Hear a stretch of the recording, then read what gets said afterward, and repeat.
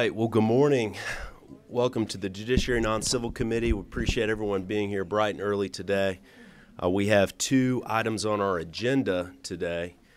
Let's go ahead and give you a brief overview of what we're dealing with. We have Senate Bill 222. There's a substitute that's been prepared that I'll be happy to give you an overview of. We also have received, good morning, we've also received some late-breaking language requests for additions, and so some of our advocates are in the room reviewing that, and we'll have a chance to give any opinion as to what they think of that. So in light of the work that's being done and the testimony that might need to be heard on that bill, we'll begin first with House Resolution 553. Representative Walensky is present. Representative, if you wouldn't mind coming front and center, we'll go ahead and hear your resolution.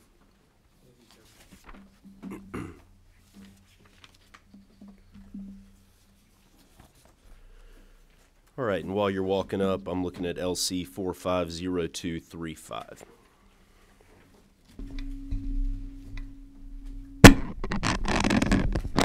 Thank you, Chairman. Good morning, everybody. This is what you'll have before you is House Resolution 553, and what this does is it creates a House study committee on cyberbullying.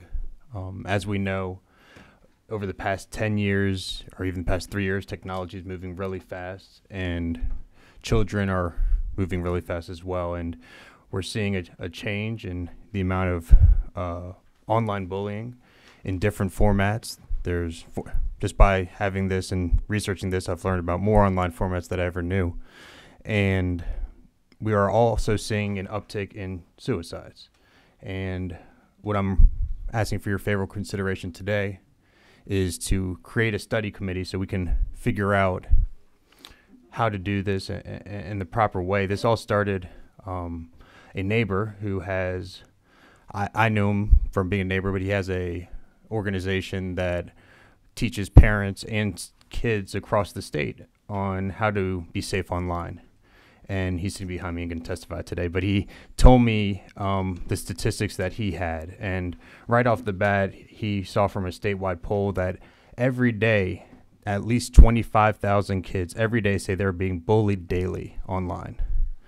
Then I had a little group meeting, and it was a very diverse group. I think we had a 5th grader there and a 75-year-old there. And bullying came up in my group, and we spent an hour and a half on it. And we have people who, their kids are grown up now still dealing with it. We have kids who are dealing with it. It's something that affects everybody. And I know it affects my community, and I would be shocked if it didn't affect everybody else's. So today, I have some great people to testify, but I ask for your favorable consideration so we can really help our kids and our community. Well, thank you, Representative, for your presentation. Are there any questions for Representative Walensky from members of the committee? All right, Representative Dickerson. Thank you for bringing this bill. I think it's a great bill. I've had the experience of having people in my community that were bullied before, and I appreciate you doing this. As a matter of fact, when I bought a bullying bill before, they photoshopped me, and I didn't think I could look so good. But thank you for this bill. Thank you, Representative. And that's because you started being a state rep when you were 16. And Representative Silcox.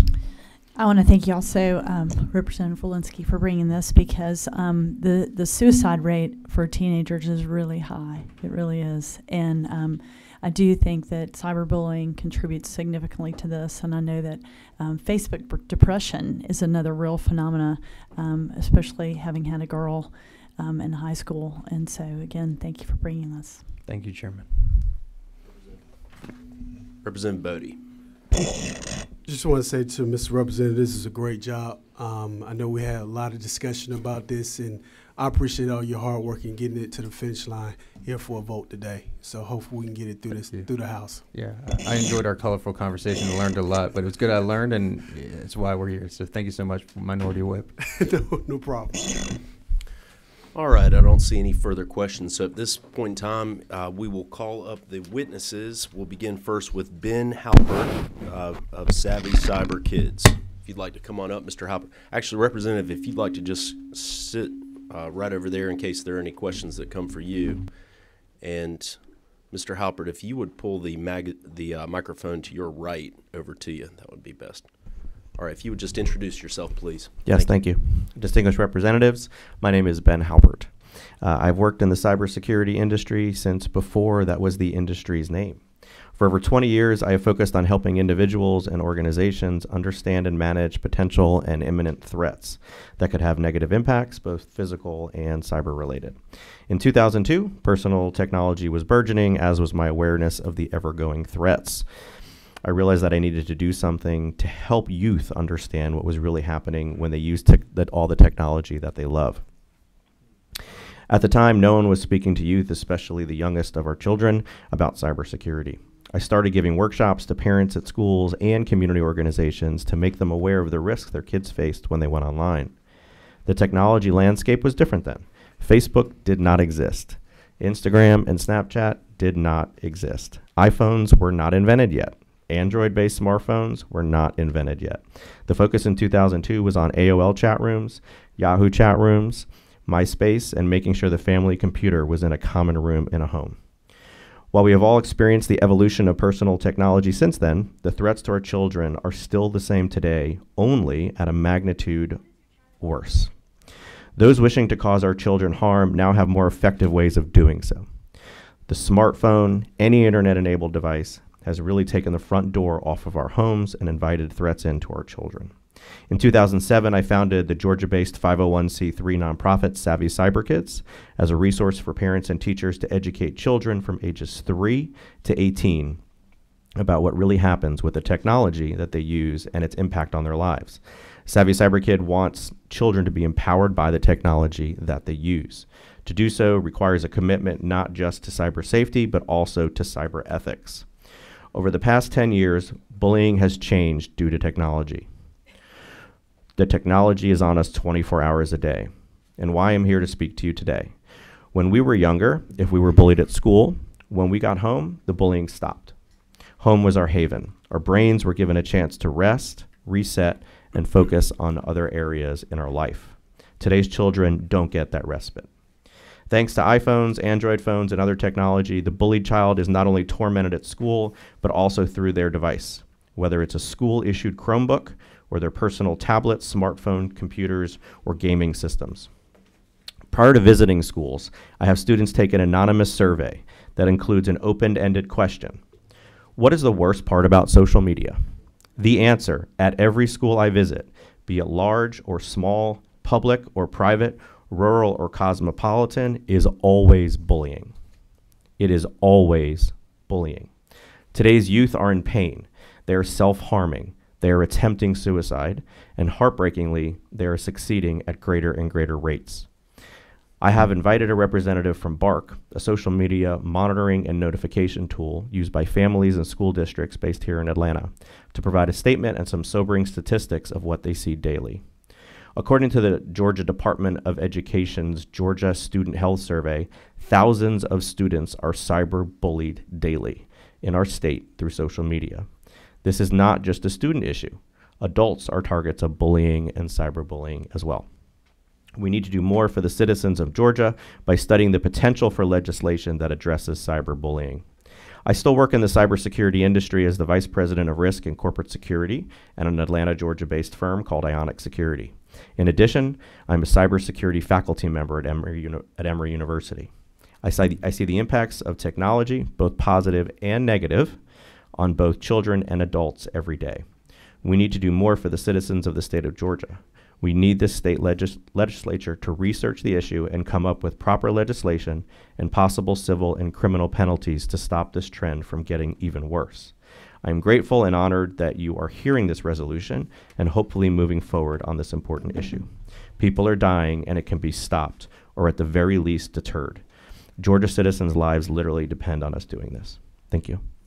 Well, thank you, Mr. Halpert, for your testimony and your presentation. It seems to me that in addition to the great concerns that you've raised, the fact that the accessibility that we have through technology, this bullying can continue once the child or an adult is at home, separated in person from the bully. Also, bullying can be done anonymously through this technology, because the bully can hide the identity but can give personal attacks against the victim that show that the bully knows who the victim is, Right. and While that being would anonymous. would make it even more difficult. All right, thank you very much. Thank We you. do have some questions. So, Representative Saines. Thank you for your testimony and your work. In terms of, I appreciate the name of your organization, Savvy Cyber Kids. Yeah. How, in terms of dealing with the cyberbullying, how much have you found that the lack of adequate knowledge of the parents in the social media being utilized for communication is an issue of having that issue addressed by their parents or school systems? It's a very important issue. Parents actually don't understand the capabilities of all the technology that they put in their kids' hands. They really don't understand it, so it's hard for them to guide their children because they never grew up with it as well. Appreciate it. Mm-hmm. Any other questions? All right, thank you, Mr. Halpert. Oh, Representative Silcox, you have a question? Yeah, I'm just curious, at what ages does this cyberbullying start? It starts at any age where children are using technology, whether it's games or social media, that the parents let their children use. So And as so young for some, as- it's 4, 5, Wow. 6, Wow. depending, yeah.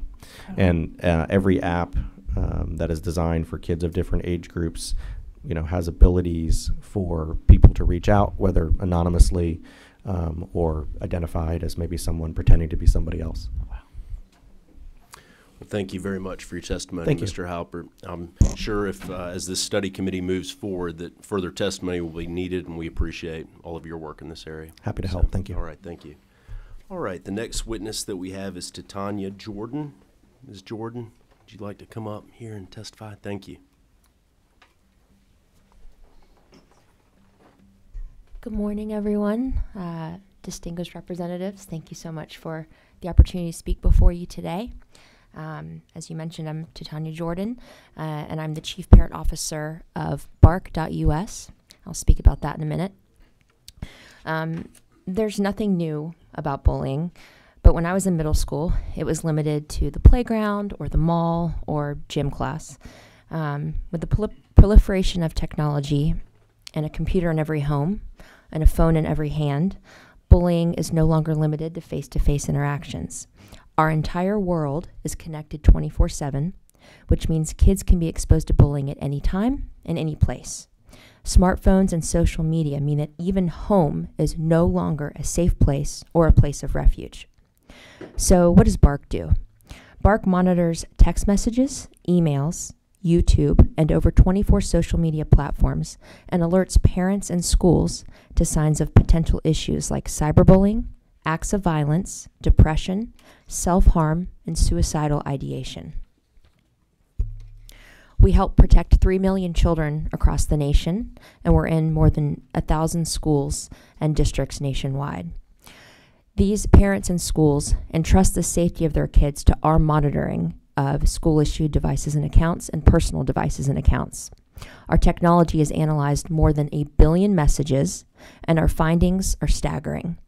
In 2018 alone, based on Bark data, over 60% of tweens, that's children 8 to 12, and 70% of teens experienced cyberbullying, whether as a bully, victim, or witness. So when we hear the term cyberbullying, it feels a little cutesy, and it's vast. But what it really encompasses is online harassment, verbal abuse, threats, and even extortion. It's more than just kids being kids, and it's not a joke or a game. Do you mind if I speak without this, because it keeps popping and it's distracting? So we're being televised. So Oh, we'll never need, mind. And Okay. So but maybe if you put it a little bit lower, Lower. and then There we go. that might be great. Thank you. Awesome. I will continue. All right. So tragically, what we found is that the effects of cyberbullying are far-reaching. As a society, we can see that they lead to depression, self-harm, suicide, and acts of violence. Based on our data in 2018 alone, 23.1% of tweens and 35.9% of teens were involved in a self-harm or suicidal situation. At BARC, we send over a dozen severe suicidal alerts per day to parents and schools across the nation. And in fact, since our inception, we've sent over 10,000 severe and imminent alerts to parents and schools regarding self-harm and suicide. We also see how bullying isn't a standalone issue when we look not only at the tragic effects of suicide, but also at acts of violence. BARC has worked with the FBI directly to prevent 16 plausible school shootings. Suicide is the second leading killer of children ages 12 to 19. 1 in 18 high school boys will attempt suicide this year. That number for girls is 1 in 10. For young people who identify as LGBTQ+, it's even higher. The onus is on us as parents, communities, and governments to address the proliferation of cyberbullying and its subsequent effect on our children. We ask that the House see the imperative need to start a subcommittee to confront cyberbullying. We've spoken with parents who have lost children to violence and suicide, but we've also spoken with parents who have been fortunate enough to get help for their children before something tragic happened. We know that it can be prevented. Families across the country are struggling against the scourge of cyberbullying, and by forming a subcommittee to study the problem, this House is in a position to make a real difference. Thank you. Well, thank you, Ms. Jordan, very much for your testimony. Are there any questions for Ms. Jordan? Okay, seeing none, thank you. All right, well, I'm very appreciative to Representative Walensky for bringing this issue. I think there's interest in ensuring that this issue is addressed properly, and I think a study committee to really analyze the issue makes a lot of sense, and so I thank you for bringing this. I see is this Representative Bodie? Yes, sir. At the proper time, I would like to make the motion. What's the proper time? I would like to make a motion to pass on House Resolution 553. All right, there's a motion do pass on House Resolution 553 and a second by Representative Silcox. Is there any discussion, questions, any amendments? Hearing none, all those in favor signify by saying aye. Aye. Any opposed?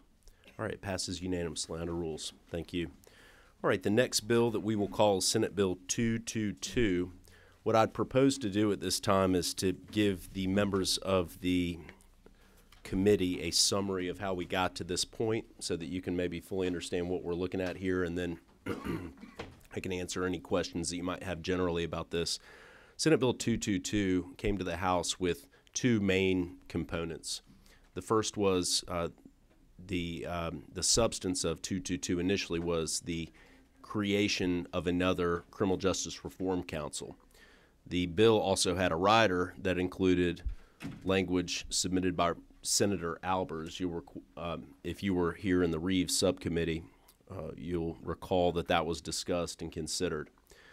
The basis of this language is really twofold. The Albers language is twofold, which I'll summarize here for you in a minute. But because it's my understanding the council language has been added to other legislation, and because of some policy concerns in that area, the substitute that's before you today does not create that council language. I know that many members in here are interested in continuing to work on proposals for next legislative session, and so that is something that I think we are happy and willing to partner with. But what this bill before you includes is, first of all, the Albers language, which, to summarize, last year Senate Bill 407 included 4 misdemeanor offenses that were then authorized by statute to provide arresting officers or officers who would be arresting a uniform misdemeanor citation. So in cases of misdemeanor possession of less than an ounce of marijuana, theft by shoplifting misdemeanor, and similar offenses, that an officer could actually issue a citation similar to what we have for traffic citations under Title 40, right, with the Department of Driver Services promulgating that citation. Right, the creation of that language was the first part, but the House put in some language that required that those individuals be fingerprinted for their identity to be confirmed. And the problem now is it's actually having the opposite of the intended effect. Individuals are being processed to be fingerprinted, whereas the intent was to issue a citation only if the officer could confirm the identity of the person who was suspected to have committed a crime. All right. As a result, this language is being put forward that includes the Albers language and an amendment submitted by Vice Chairman Reed that requires that, or that allows the officer to avoid the fingerprinting requirement if the officer can confirm the identity through a state-issued ID or driver's license. So you'll see that in here. Second component of that is the final section of this bill, which provides for the promulgation of the uniform citation by the Georgia Bureau of Investigation. Under the bill 407 from last year, it was the Judicial Council, and it's really not appropriate to have judges deciding what the citation should be or fielding questions about its use. And so the GBI would replace the Judicial Council here in this bill, similar to what we think of as DDS for uniform traffic citations. All right. Then finally, we have Section 3 and Section 4 of the bill. And this is language that this committee previously favorably considered, and the entire House passed, I believe, unanimously. It's Representative Silcock's bill concerning depositions and payment for depositions by the prosecuting attorney council is what's required in current law, and this would just be is paid for by other court proceedings. So that's non-controversial language, but that bill has been amended in the Senate. It's very important that we address that, and therefore we're adding it here to this bill.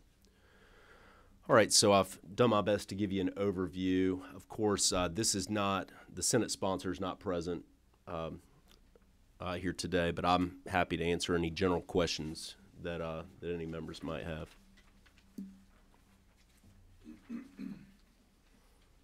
All right. Chairman Cooper. I don't have a question. I want to thank you for including Representative Silcox's information. That is a bill that we need for dealing with the aged and taking care of them, and so I really appreciate it being included. Thank you, Chairman Cooper. I completely agree. I remember as a former prosecutor the importance of a deposition when the criminal cases could take much longer, and you might have a victim who needs to provide testimony as soon as possible. So thank you. I believe this is Representative Bodie. Whit Bodie. Yes. Yes, sir. Mr. Chairman, just one quick question, more so probably a statement. I was looking at the email that was sent by the Sheriff's Association to Vice Chairman Burt Reeves. So basically what we're saying, I'm looking at Section 5, is that we're still going to allow the citation to be given if the individual does have adequate ID. And at that point in time, the arresting officer or the officer giving the citation must get the fingerprints before this individual goes to municipal court or state court at that time. Is that kind of how the flow would go? So I'll answer that by providing a little bit more of the history here.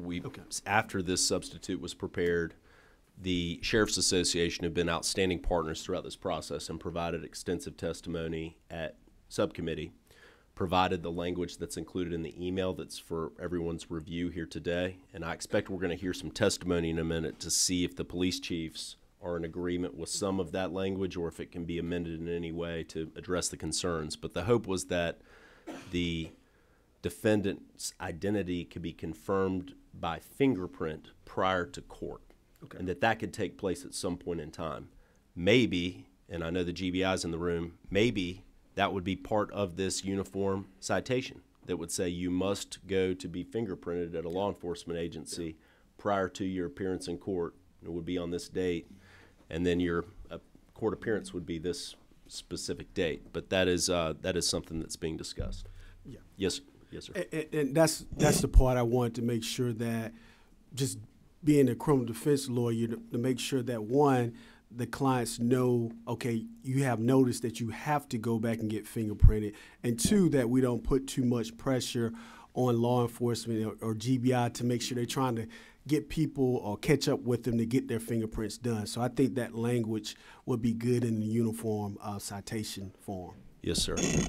All right. I see two other numbers flashing. I will say I'm happy to try to answer any general questions about how we've gotten to this point here at day 35 or 36, wherever we are.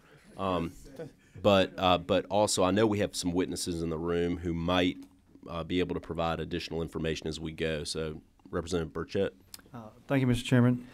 From a perspective of prosecuting, will the solicitors still have the option or latitude to submit another accusation, or is this going to be the only accusation we can use? So, great question. I expect our solicitors will be happy to come up and testify about that, but I think their ability to pursue, to accuse a case is always going to continue to be in place. So. Yes, Mr. Chairman, I mean, we have the ability to throw an accusation on anyone. All of our DUIs in Cobb County are issued on citations, but we draw accusations on each and every one. In addition to this, so this is just not going to okay. Representative Momptahan. Thank you, Mr. Chairman. I had a quick question for the I think we covered this in the Reef subcommittee. I just want to make this comment again. On line 37, 38, and 39, it says, or valid government issued identification card. There was a hypothetical that was presented to the committee that if the police officer of a local municipality were to pull over a person for a tag light or a broken window or maybe a expired registration tag, that if they were to roll down the windows and smell marijuana smoke or maybe smell alcohol for that fact, I think it was related to a smell that would put the driver or occupants of such vehicle under the suspicion of DUI. That under this new code section here, or these lines here, they would have the deference at that point in time to let that person go. They wouldn't have to bring them in to fingerprint them. I think if there's a is that true? Is that the case under this? I guess that's so as we often do in non-civil, we come up with potential hypotheticals. What I would and that's judiciary. Thank you. And I think that's a very fair question. What I'd maybe ask to do is we'll ask our solicitors that question when they come up. We can outline any potential use, because this is an important discussion, because we don't want there to be unintended consequences of legislation that we pass. We want to thoroughly vet any legislation that's considered regardless of the day, so that we know how law enforcement is going to treat this, and we ensure that that we've thoroughly considered it. So I think that's an excellent question. Thank you. All right. If you don't mind, we'll ask the solicitors that in a minute. All right. And this is Representative McLaurin. Yeah. Thank you, Mr. Chairman. I just want to make sure I understand the current obligations that exist with respect to fingerprints. My understanding is that the way the law is written, and I guess last year you gave the history that there's an obligation to verify through fingerprints now, and what that's doing is actually causing some lack of enforcement of the provision, or it's making the issue a little, what am I trying to say? It's making it less likely that fingerprints are collected because of the administrative resources that would be needed to take somebody to a station. Oftentimes, if there's not the ability to do it roadside in the car, I know that there was a little discussion after committee or subcommittee about this informally. I guess my question is, right now, is it the case that there is an obligation to obtain fingerprints from every suspect who is brought into court, whether on a citation or not, for any misdemeanor? You just speaking to some Bill 407 from last year, the language that was passed last year. Are you speaking more generally? More generally, but I didn't know if 407 was a part of that. So as to 407, I can just direct you here to lines 36 to 37. This is, you can see the existing law that's just being changed. So existing law is within the GBI and ensure that the accused fingerprints are obtained, period, is existing law. And so that's being interpreted as requiring fingerprinting of these four or five citable misdemeanors, right, under 407. And so that's really what we're working to address. I'll ask the prosecutors to answer your other question about whether these offenses already must be are fingerprintable offenses anyway. And so then I guess my follow-up is, so this language that's suggested in the email is we're still in the universe of these 4 offenses then? That's correct. It would Okay. apply. That's my understanding of the proposed amendment. So then the Yeah. proposed amendment wouldn't substantively change the obligation with respect to obtaining fingerprints? That's correct. It Okay. seems to me it'd be more of a procedural means so that the person identified there by the ID could be released there at the time, but would have to be fingerprinted at some point before disposition of the case. Okay, thanks for clearing effectively. that up. Yeah. All right, so at this point in time, see Mr. Orrick signed up. Mr. Orrick, if you'd please come forward.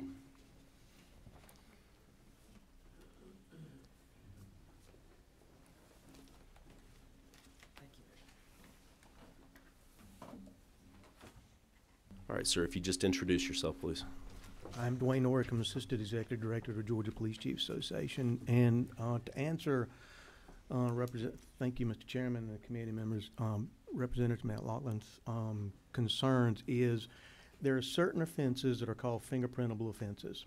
And 4 of these 5 offenses are required through GCIC from the federal government to be fingerprinted. And the reason we want people to be fingerprinted is they don't put criminal histories on the GCIC system and the NCIC system unless they have fingerprints they can link to them, okay? And so the issue that we had with the legislation that got dropped in on the last hour, last night of the session last year was it said that they had to be fingerprinted prior to being released. Well, depending on where you are and how many officers you are in the department, that could be very cumbersome. For a small department, 1 or 2 officers, you fingerprint somebody for a DUI, usually you're off the road for at least 2 to 4 hours, okay? And that's going to expand with the requirement to get blood. So what we were having, what should be a traffic stop and release somebody on a summons and then make an agreement locally as to whatever your procedures are, so the officer can go back on the street, you don't have to carry somebody in, whatever is appropriate for that situation. And the idea is, let's make sure that we comply with what our requirements are, but allow the flexibility for the local governments to decide what best for their communities. And there are some agencies, for instance, Gwinnett, the sheriff there does all the fingerprinting, houses all the city prisoners at no cost, and the only thing he's asked for is that 10% fine add-on and pay medical bills. And in other counties, you know, it's a much more elaborate process, and sometimes those people are there for extended period of times where they can book people in. But every community is kind of unique and kind of different on their working procedures. And for the recent adjustment that was proposed, and I noticed that Terry couldn't be here this morning, but basically what we're using is state law to interfere with local communities' flexibility to determine what is best for their community by saying it is their sole responsibility for obtaining the prints. And what I would suggest, it would be something along the lines of the employing law enforcement agency of the officer issuing the citation shall be responsible for ensuring the fingerprints of the accused are obtained, period.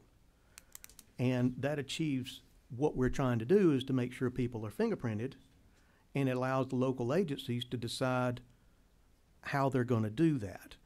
And so I'm not really sure, you know, what was the reasoning behind why he wanted to make it their sole responsibility, because, you know, the Sheriff's Associations have always been a strong advocate for not allowing local state law to interfere with their authority and affect their responsibilities to do their job. And now they're putting that back on the local police departments when they're already doing this in most cases. So, Mr. Orrick, would you restate your proposed amendment to this language in the email? The employing law enforcement agency of the officer issuing the citation under this code section shall be responsible for ensuring fingerprints of the accused person are obtained, period. And they can get it before court. I know one agency that sets up appointments. Some of them do them before court and some of them do them after court. And here's another issue. If the case goes and gets dismissed, there's no need for the fingerprints. So What would you think of after are obtained, or rather it'd be are obtained prior to disposition of the case? Maybe I can ask our prosecutors about that as well. Yeah. The only issue with that was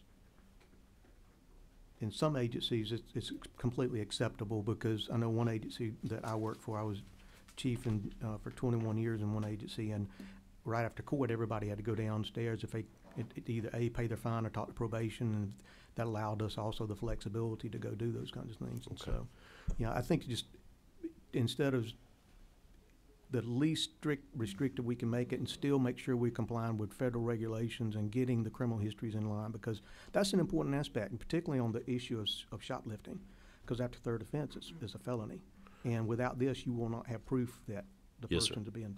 Representative Montana. Thank you, Mr. Chairman. And I'm sorry, I forgot the gentleman's name. Oric. Mr. Ork, thank you. You stated that a 2 to 4 hour DUI stop is cumbersome. Is that correct? Mm-hmm. Yes, sir. Okay. So you would say that the arrest of a suspected DUI is a cumbersome process? Yeah, it's time consuming. Time consuming. Would you say it's inconvenient? No. Okay. That's part of their job. It's just Good. you just recognize when that officer makes it, when he gives the code, he's going in custody, he's going to be tied up for at least an hour to 2 hours, because he's got to go run the test, and then in some cases they got to do the booking. In other cases they just release him, And if you're in the metro areas where you drop that off at the sheriff's office, you just got the commute time back and forth. So, A suspected DUI that makes a traffic stop, how many of those folks are eventually arrested or detained for the actual DUI offense? Do you know? I'm sorry. If you were to pull somebody over Mhm. for a suspected DUI, do you know how many of those folks would be eventually detained? I think they're detained for about 4 hours. Okay. When- But what's the percentage of detainment? If they get arrested, in most cases, the officer's got probable cause to make the arrest anyway, so he's going to charge them with them. It's a very rare occasion if they go put a person in custody that he's not eventually charged. Do you feel like it's the legislature's job to kind of give cities deference or tailor special types of rules just for cities or municipalities that aren't sheriff's departments, so we can make your job more convenient? I don't think I understand what you're saying. I guess what I'm saying is this. Again, we've got another hypothetical that is about DUIs in the state of Georgia. Okay, this law doesn't apply to DUIs. Perfect. But your hypothetical used that it was cumbersome. And I think that for the folks in this state who have lost a loved one to someone who is in a DUI, either their drugs or alcohol, would much rather the folks who are making testimony not use that as their hypothetical. Is that fair? I'm sorry. I think you misunderstood what I'm saying. I was using the example of the DUI as an analogy of how you have to be tied up for the similar period of time for something that was covered by this law, where the idea is to cut and release copy and release those, except for those cases where the officer does it. And I was using that as an analogy of how long he'll be tied up for. I'm all for putting people in jail when they need to go to jail, especially DUIs. Okay, so I'm in no way thinking I'm anti-DUI. I'm all for people going to jail for DUIs. Mr. Jimmy, if you will, I just want to make sure that that the policies that we're making, and when we have these discussions, that we recognize that DUI. I lost somebody to a DUI, and when I hear people that are saying that a DUI traffic stop is cumbersome or inconvenient, or many of the other types of testimony that we've heard, I want to make sure that we're talking about the right thing. It's a serious crime. It is. Folks need to be locked up. They need to be arrested and detained, and that I just want to make sure that that point's made. All right. Any other questions for Mr. Orrick? I see Vice Chairman Reeves. Thank you, Mr. Chairman.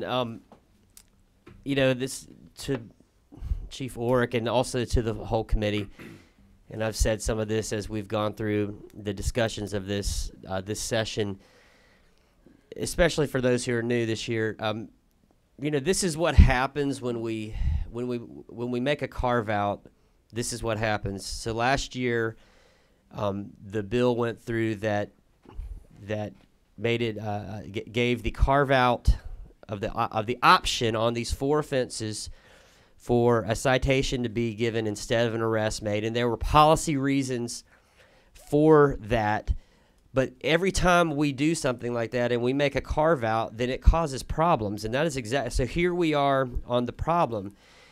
This committee last year on the consideration of this bill, if as I recall, as it came to us, the committee's concern, and I recall Chairman Golick expressing this concern and kind of leading the discussion on it, was the releasing, just the pure release of someone on citation for an offense that otherwise we had always required an arrest for, without anything on the other end of it to verify who they are, if they're and do we need to be releasing them, or do they need to be arrested? There was a lot of concern over whether or not this was the right policy for Georgia to move forward on. Ultimately, I believe we even narrowed the list. There was more than 4 offenses. We narrowed it down, but there was a lot of concern and discussion over whether or not this was the right policy for Georgia. Ultimately, this is what we landed on, but obviously we have a problem in that the way that it has gone into effect and the way that this actually operates. But the reason why as I recall, the reason why we required the fingerprints to be taken at the time wasn't so much as so that we had fingerprints on file, but it was so that it would be a genuine, legitimate opportunity for the officer to be able to verify this person, they say that they are who they say they are, what their criminal history, if they have any wants, if there's any warrants. Everybody in this room right now that's ever been a prosecutor or defense attorney knows that when you look at a file and you look at a criminal history in a GCIC, aliases appear. And it is not uncommon to see a GCIC where a person has 20 different aliases, because every time they are encountered by the police, they give a different name. This is a real issue that happens. People do not say who they really are. They lie about their identity. They do not have identification on them on purpose, and they lie about their identity. And this discussion was had last year of, okay, if we're going to give folks the benefit of the doubt and give them this incredible benefit of, you don't have to get arrested, you're going to get a citation, we are darn sure going to verify who you are. That was the reason that we sought to do this. Whether the timing is cumbersome or what your opinions are on the necessity of fingerprints, that was the reason that we did this. So it either works or it doesn't work. And if it doesn't work, then one proposal will be just to take this whole entire exception out of law and not allow this exception for citations, because it's created a problem. If we can figure out how to solve that problem, that's great. I have not been moved since this discussion happened this session. I've been unmoved by the timing thing, because you can always just take someone in and arrest them. If it's going to take too much time, if it's too cumbersome to do the to do what you have to do in order to be able to issue the citation, then just arrest them as you would have that option anyways. So I think we're trying to solve a problem that I'm not sure at this point that it's possible to solve perfectly. Maybe we can solve it as good as possible, but this is, to me, this is an example of exactly what happens when we get an idea and we try to create an exception to an otherwise general rule, and we find out that it doesn't work that perfectly. So I'm all ears for how to fix this, but I'm concerned. Well, thank you. And so this actually brings up an interesting question that I've been considering. Prior to Senate Bill 407, Mr. Ork, if you know, were for misdemeanor marijuana, misdemeanor shoplifting, those suspects were being booked, correct? Eventually, I know some cities, very progressive cities, were giving them citation, letting them go and making the arrangement, what we're talking about. So And these that- citations that you're referencing prior to Senate Bill 407, these were uniform traffic citations that were being utilized for misdemeanors. Yes. Okay. So maybe the real issue was there were some departments or cities or places where the uniform traffic citation was being used inappropriately. It was almost statewide. And really what Senate Bill 407 did last year is make fingerprinting happen, whereas in some places, uniform traffic citation was being utilized when an arrest would have otherwise occurred. Is that making sense, everybody? What's your number? And so, local cities making a decision unilaterally to issue on citation, is that legal? Is that, I mean, can they do that? What I'd ask is let's finish with any questions from Mr. Orrick, and then we'll hear any other testimony. Number 7. Thank you, Mr. Chairman. I was just going to say that I do think that what we're trying to do is a valid policy discussion, and but I do think that these are crimes that are not as serious, and that they can be issued a citation. And I do like the flexibility that your amendment offered, so that the local police can adjust accordingly. I do think it's great that we're going to get the fingerprints either before or after, because I think it will prevent the alias problem that Representative Reese discussed, and I think that again, I think that this is a good move. I think I'd rather the police spend their more time on DUIs or more serious things, and give citations for these lesser offenses. I think this is a good idea. Thank you. All right. Can I make a note? Your good officers, Mr. Chairman, well, your officers, if they don't know the guy, he's going to jail. If they can't identify him, they're going to. That's how they get all the false names, is they got sent to jail. All right. Any other questions for Mr. Orrick? I see number 14. Thanks, Mr. Chairman. Yeah, Mr. Orrick, I appreciate your testimony earlier about complying with federal regulations. Least restrictive, way of doing that is, I think, the best way to do that. So, just for complete clarity, and I appreciate all the education I'm getting today, what is the bare minimum requirement with respect to fingerprinting that federal regulations offers? Is it you said upon disposition? I thought I heard, but is that? Well, I think that's the alternative the chairman said prior to disposition was his alternative. If you're arrested, you need to be fingerprinted. And my issue is, if you're arrested and found not guilty, you can have it purged. So why would you fingerprint the person after court if you know he can have it purged in the first place? But if you're arrested on this list of fingerprintable offenses, and that's what they call them, fingerprint, then they have to be fingerprinted. And they allow that, occurs typically when the person is arrested for serious offenses like DUI and theft by taking and state offenses. But on some cases, the agencies are trying to expedite and use their services in the most effective way, and they work out those agreements on how they're doing it. Sometimes they set up appointments, sometimes they do it prior to court, or they do it right after court. So that's what I was trying to understand is when you made the comment about, well, why would they do it in the first place if it could just be purged? But what it sounds like you're saying, though, is that the requirement attaches to the arrest, that if the arrest happens, you have to do it. Then they have to file paperwork to go get the rest taken off the Okay, of so what they were just found not guilty for. So there's really not any option of skipping it because we think the disposition is going to be not guilty. It has to happen. That is Okay, I correct. just wanted Yes. to make that Yes. clear. Okay, thank you. Yes. Number 13. I think I'm going to try to pose this question, but it's maybe better for maybe magistrate court judge, but you could probably answer this question. In Title 15, we already grant magistrate court judges the rights to issue citations, issues of nuisance and other matters.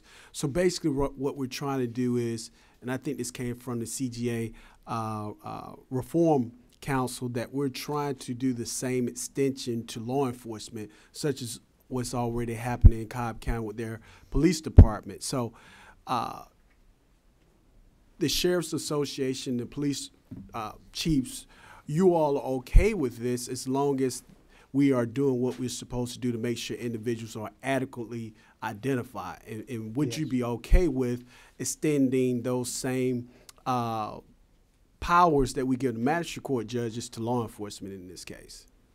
I'm not sure if I know all the powers of the magistrate, so I don't know if I can accurately answer that question regarding that. But yes, we're for taking people to jail when they need to go to jail, but we also want to allow them the flexibility of using it when it's necessary for the speed of, and not let the state law exactly specifically say how and when the fingerprints have to be done. Just, yes, they need to be fingerprinted, and they should. So.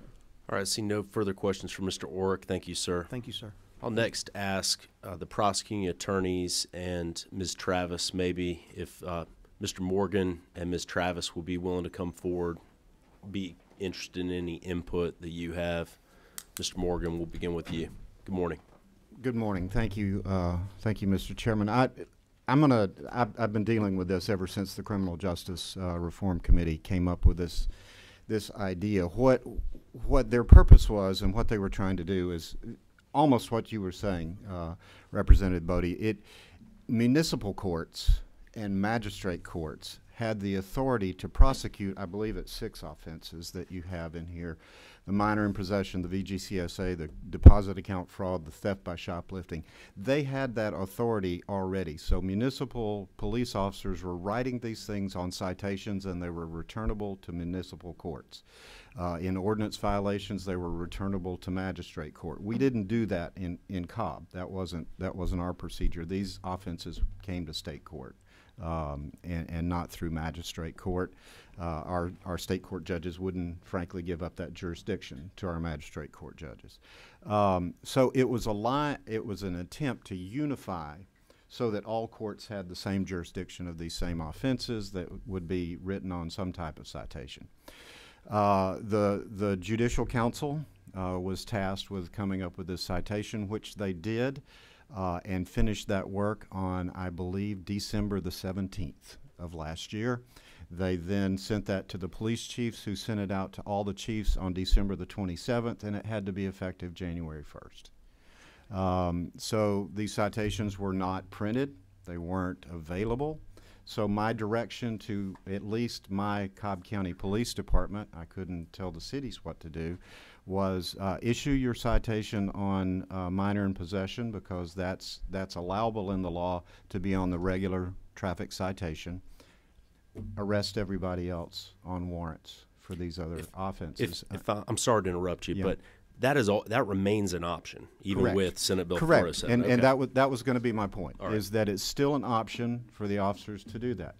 We had always insisted that that the fingerprints be taken for fingerprintable offenses, and Chairman Reeves is correct in that was important to us, especially in the shoplifting arena, because as it was mentioned earlier, by the time you get a third, that then becomes a felony. With a mandatory sentence. Correct. Yes. And if we're not gathering those fingerprints as soon as we can, we know that people are serial shoplifters, and but by the time you are arrested till the time of disposition, they may have already committed enough to get to that felony level. So that's why it was important. Sorry if this is putting you on the spot. I know I had a chance to huddle with everyone a little before the meeting, but from the language proposed by Mr. Orrick, amending the language of the sheriffs, does the prosecuting attorneys council or the solicitors association support that amendment? I've had my committee on email or on text message here, and they've been blowing up the phone. The only one they're truly concerned about is the shoplifting aspect of it. I see. I think many jurisdictions now don't do the fingerprints until disposition. That's not our practice in Cobb, but several of the jurisdictions don't do fingerprinting until disposition. Sometimes that does happen to us on our suspended license. That doesn't happen until conviction. But I don't know that I have a comment on what their proposal was. I believe that's a issue between the chiefs and the sheriffs. Okay. But I think our concern is they are fingerprintable offenses. They need to be fingerprinted at some time. We would prefer prior to court, especially on the shoplifting. Yes, sir. All right, Ms. Travis, we have until, I'm sorry to say this, but I know several members of this committee have to get to rules at 9, so we have about 5 minutes. So if I'll be about 30 seconds. Oh, great. All right. Yeah, yes, ma'am. So Thank you. I understand the fingerprinting issue. I do like the option of releasing people by citation. I think that because remember, not everybody's a serial shoplifter. Some are, it's a first time offense. And of course you don't know that if you don't have the proper ID. But the 2 points I'd like to make are that purging is not simple. Getting these things taken care of afterwards. So for the person that should never have been arrested in the first place, or maybe should have been arrested but there wasn't enough to make a charge, we do need to keep that simple. And so being able to release somebody on a citation would be preferable. The language, I did look at the language briefly by the chiefs, and I'm not quite sure where it goes. I don't think code section is the right word. Paragraph would be the right designation if it goes on the first section, and accused person is redundant. It would just be the accused. That's it. All right. Very good. Well, I appreciate the discussion that we've had here today, or really the questions for our witnesses. I don't see anyone else who's signed up to speak. Because time is short, and I expect that there are going to be some additional questions in this area, what I'd ask to do is the vice chairman, whose subcommittee this bill was considered in, I'd ask you to please head up a special task force here, the non-civil committee, to try to work on this language to see if there's an agreeable proposal that can be put forward for full committee. And then if we reach that point, then I expect we'll send notice out so that we can have adequate discussion and consideration of the language, and certainly we can get copies to members as early as possible so you can read it. Same goes for any interest groups that are here and have time to read it and provide input.